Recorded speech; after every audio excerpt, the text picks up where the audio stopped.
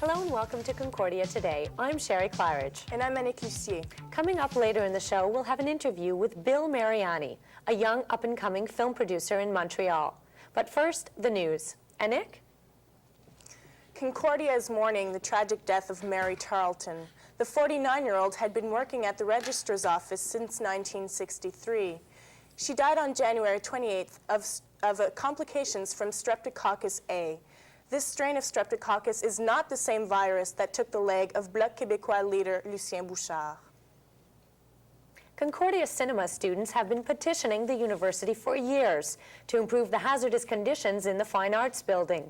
One cinema student is trying to keep the university from sweeping the problem under the rug. Rita Kotsia has more. Eric Paulson is a rebel with a cause. For the last year, as president of the Cinema Students Association, he's been fighting on their behalf. We're about 300 students crammed into a very, very small space with lack of air quality. It's just a lot of students are getting really fed up, and we're very unhappy with the program. He says the university must invest in the cinema department because it's crucial to grooming future Canadian talent. Right now, Concordia produces, I think we produce about 27 hours of films a year, which is more than they make a telefilm or an FB or at least about the same amount. The department squeezes in the basement of the Fine Arts building. They've had to turn away free donated equipment for lack of space. But crammed quarters is not the only issue. Paulson says toxic air sent down from other departments like photography settle in the basement. It's not uncommon for students spending long hours in the editing rooms to faint. Paulson also says there's a lack of community within the department. We're completely separated. I tell you, I didn't know an animation student until the end of last year. I didn't even know where they lived or what they did or what they studied. It was yet we're in the same department. And it's a shame because we're trying to make films together. When I envisioned coming to university, I imagined, community and spirit, and we don't even have, a common place to hang out, like a lounge or even a hallway with a bench in it. Paulson says there's an available larger building located across the street. He says moving the department there would be cost efficient. In the middle of something really big. If you could call first in the future. For Concordia Today, I'm Rita Kotsia. Don Collymore is no longer the president of the Political Science Student Association. He is the second member of the PSSA Executive Council to resign because of constant infighting.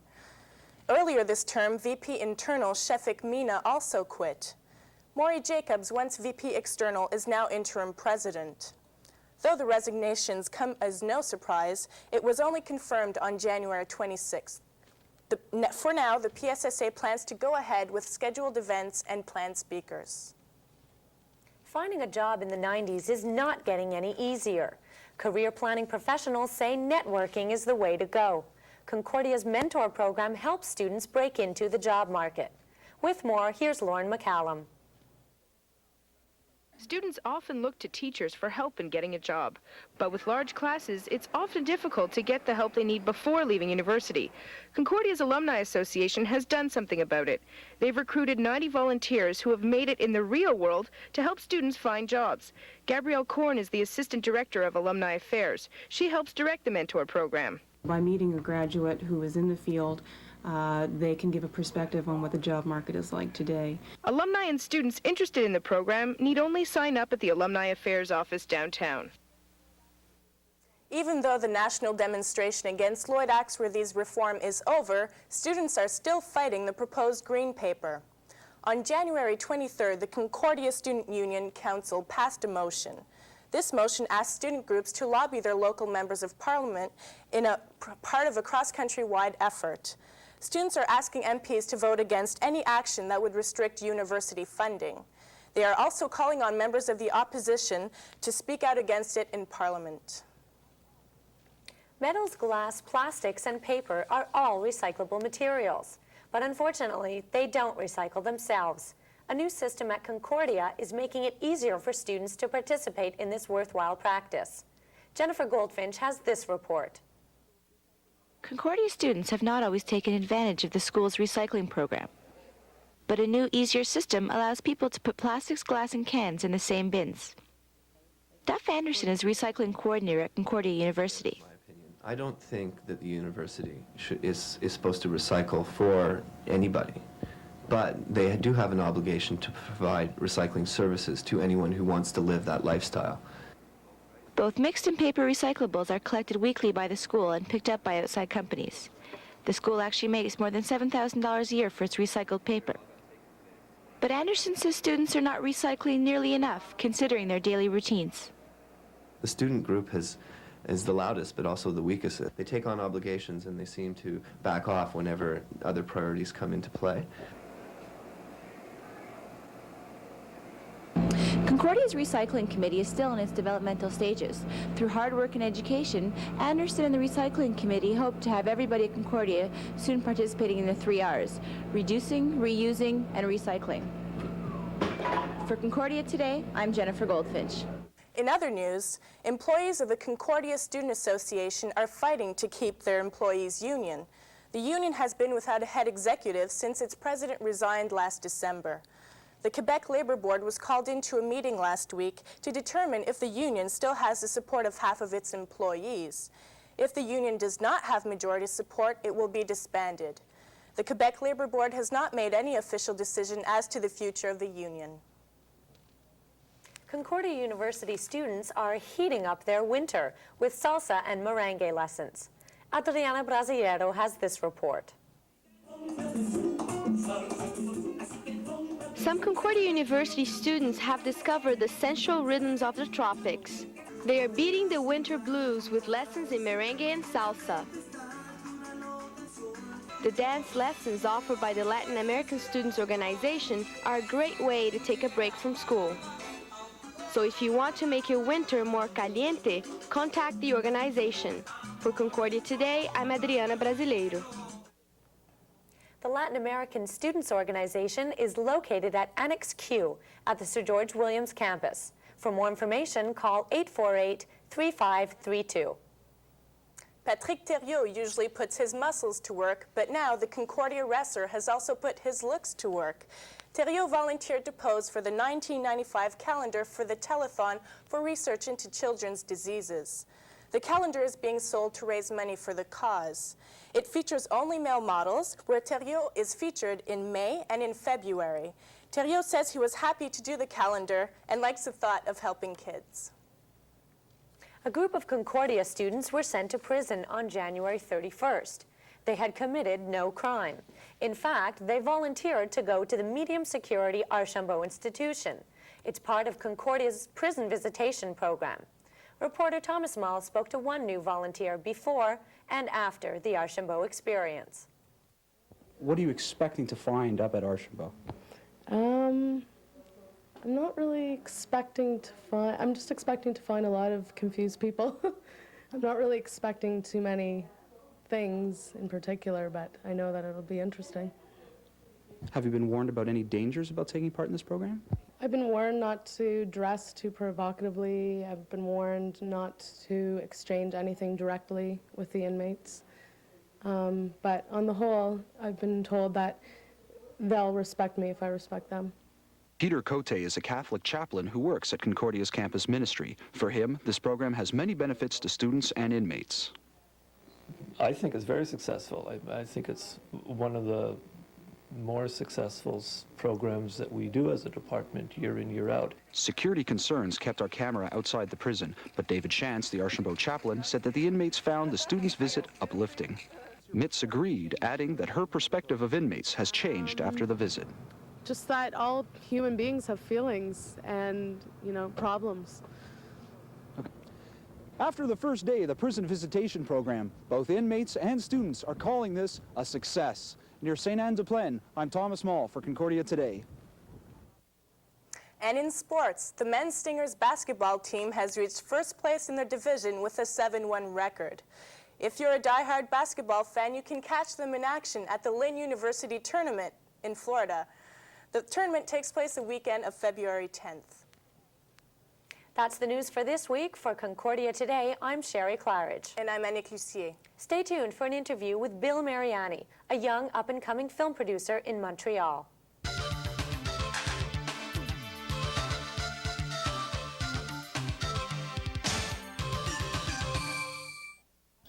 Yep. Fake talking. Hello, welcome back to the show. I'm Sherry Claridge, and with me today is Bill Mariani. He's a young film producer in Montreal, and he's also the co-founder of Black Watch Films. Welcome, Bill. Thank you. So, to start off with, how about if you tell me how you first got interested in film producing? Really, it was just my friend and I, Kevin, who's my partner, picked up a video camera one day, started doing some acting in it, and that first time bringing the tape back, putting it in the VCR and seeing it on TV, we were just hooked from then on in, and have made our own films since, but this is our first real feature, 35mm feature film. So how long have you actually been producing films? Producing them, a couple months. Making them since I was 13. 13. And how old are you now? 26. 26. So that would put you in the Generation X category.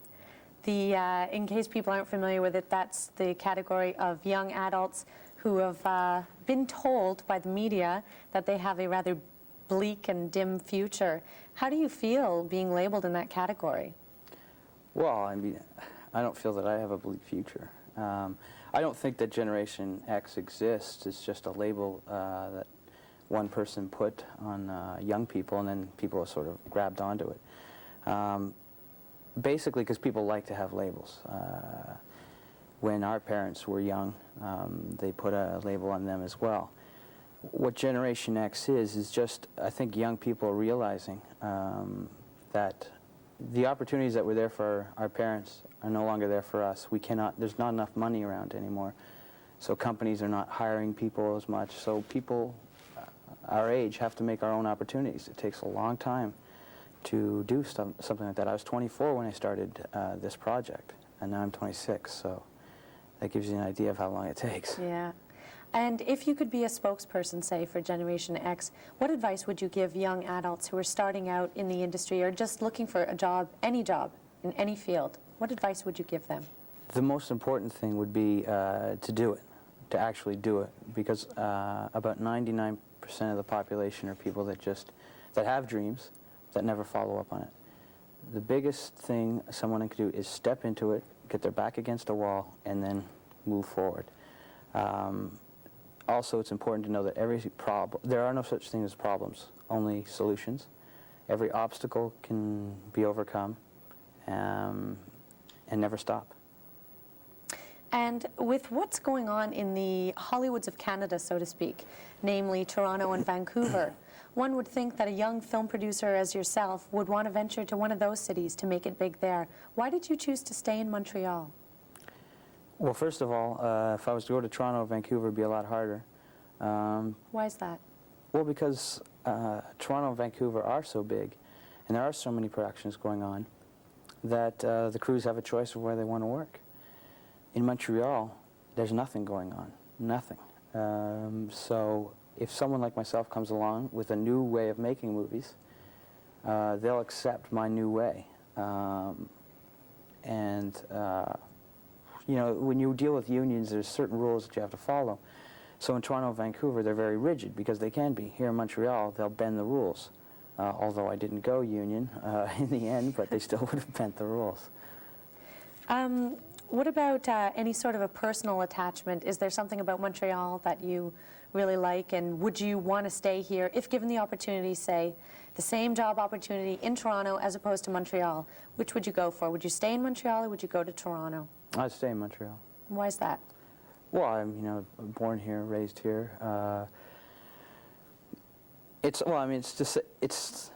I would never leave Canada, and I would never leave Montreal. It's hard to explain, but I feel an attachment. My whole family are American, and I'm the only Canadian, and so I have that strong patriotic blood that runs through my body. So when I hear the Canadian anthem, the hair on the back of my neck stands up. So the movies that I make will take place in Montreal, will be financed by Montreal, so I'll never hide where we are.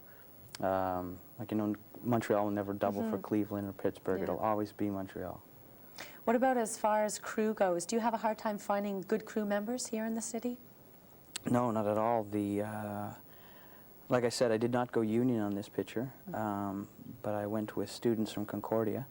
I hired professionals for the key positions like camera, lights, and then the assistants under that were all students at Concordia.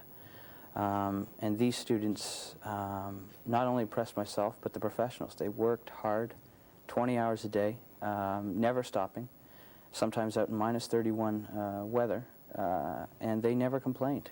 How about tell me what your film is that you just finished shooting last week? What's it called? It's called Obstruction of Justice. And are we going to be able to see that here in Montreal? Yes, definitely. Probably at the Montreal Film Festival. Okay.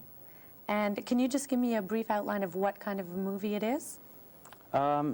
It's a suspense drama. It's kind of like a Big Chill gone bad. It's ask the question, what would you do if you found out one of your friends was a murderer? And we were able to get Sarah Botsford from ENG to come down and star in it, and hopefully people will go see it. Bill, what about financial backing? Is it hard to obtain in Montreal for a film? Well, I mean, it's hard to get financial backing for any film anywhere.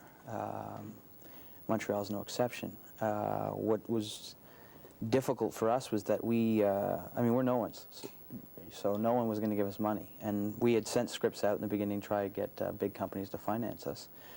And we kept getting rejections. So what we did is we designed our own investment package, and we went out and sold it. And so we raised all the money ourselves. And we sort of did it naively, not knowing anything, and apparently we done something that's never been done in the 125 years that Canada's been a country. I heard that. You set legal precedents with this film. Yes, we did. So it's kind of exciting because I really believe we can build a Canadian industry based on the way we finance this film, because we don't really have one right now. Okay, and what are your long-term goals? What are you going to work on next? Well, we're producing 3 feature films in the fall, and our company is taking a much larger step this time, where we're actually going to distribute the films theatrically and to home video by ourselves. Okay. So. All right, that's it for this week. Thank you very much, Bill. Bill Mariani, a young and up-and-coming film producer in Montreal. Thank you. Thanks, Shane.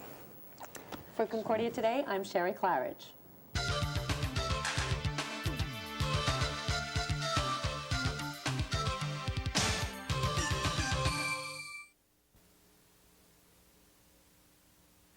We get a lot of enjoyment out of the process of making books, actually. A lot of enjoyment out of the process of making a book. Process. Process. I had the opportunity to visit with Colin Christie and Corey Frost from GAW Press this past week. They taught me about micro-publishing in Montreal, chapbooks, and doing things yourself.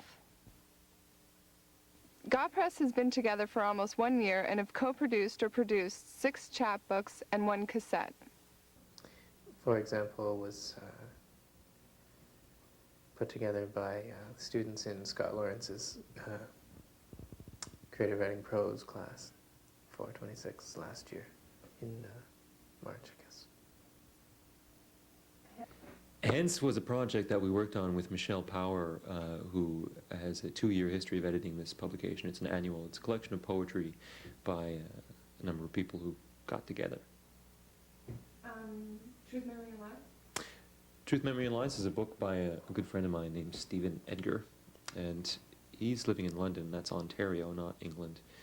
But he was in Montreal. He's a former student at Concordia, and his poetry is a confessional sort of 90s free verse, accessible kind of poetry. Lollapalooza is from the Lollapalooza spoken word stage of the summer of '94, just the Montreal show. Super Circles is by Judy McInnes, and she's a Vancouver writer who was in Montreal for the summer and liked us, so approached us about publishing this book. The Sentence That Thought Life Was Simple. It's a concept book. It's about the Sentence. The Sentence is a character who thought life was simple. He started life in a book of literary criticism. We see there's a lot of mail because he's made a lot of friends around the world from traveling in various translations. So he gets mail from writers who live in Montreal but who have been abroad. And there's a lot of stamp licking going on and kind of a sex story on the side. Wired on Words. Wired on Words. Our latest project is a cassette and book joined with this snazzy goldenrod colored sleeve. And it features the performances from some of Montreal's up-and-coming performance poets that were on CKUT's Wired on Words series. Last February, Corey and Colin started planning a chapbook for their creative writing workshop held by Scott Lawrence at Concordia University. Because the first project that God did, everyone, was called For Example. Tell us about For Example, Colin. For Example came about when the class decided that they wanted to put out a chapbook of their work together as a class. And Corey and I somehow ended up being the producers of that chapbook. I don't really know how it happened. It was just sort of like who volunteered for it or something. But it was good, because we were both interested in making chapbooks, and this gave us an opportunity to work together. We discovered we enjoyed working together, which was one of the benefits of the project. Anyways, we had 11 authors. Is it 11? 11 of the class members, not all of them, but 11 of them contributed both a story and I think it was $10, right? Yeah, that's right. And $10. That was the funding for the book. That was the what? Funding. For the book. And $11 a story. And so Corey and I, well, mostly Corey played with the layout, and we made decisions together and produced a chapbook similar to the way we described how to make a chapbook in the other room. It was fun. Generally, I think what it involves, first and foremost, is a bit of gumption and motivation. Gumption. Gumption is important, and that's what we've got, basically. We started off with gumption. Gumption. And we take some of it, and we get a text, basically, something we like, interesting and fun, innovative, something maybe that from a writer that we're familiar with. We take it, and then we start to fool around with it, and we have a lot of fun doing that, I think. We don't change the text, mind you. We just fool around with it on the computer. But it doesn't have to be on the computer either. We can just fool around with it on a page. And then we get it to a point where we're happy and finished fooling around with it. We take it to photocopier, and then we have to glue and staple a lot for weeks afterward and hope that people will buy it. Chapbooks are not a new thing. Webster's dictionary notes that chapbooks were formerly carried about for sale by chapmen, hence any small book of popular literature. Is there a market for chapbooks in Montreal? Well, interestingly enough, we put chapbooks on consignment into into bookstores like Danger and The Word, and we go back in a couple of months and they're gone. So someone is buying them, and this pleases us, and it encourages us to continue telling us that there are people out there who are interested in the things that we're doing. I don't think neither Corey or I would be able to go on doing GA if our books weren't selling. It would just seem useless. We'd put our energies elsewhere. Right now, Corey and I are working on a novel of sorts that we hope to put into a series of chapbooks. We hope that'll come out by March, and we're also going to start, we hope, a series of very small chapbooks, about this big, that we'll call something like the Single Series, and they'll have a single story in them, sell for cheap. And outside of that, we're also hoping to maybe start a magazine that'll come out every couple of months that will have serialized fiction in it. GA means 3 winters and 1 autumn in the 17th century in Minsk. Corey and I were fortunate enough to trip across each other in, as we mentioned, Scott Lawrence's class. And well, when we got to talking, we realized we had something in common. We both had the same middle name, GA. Meep, meep.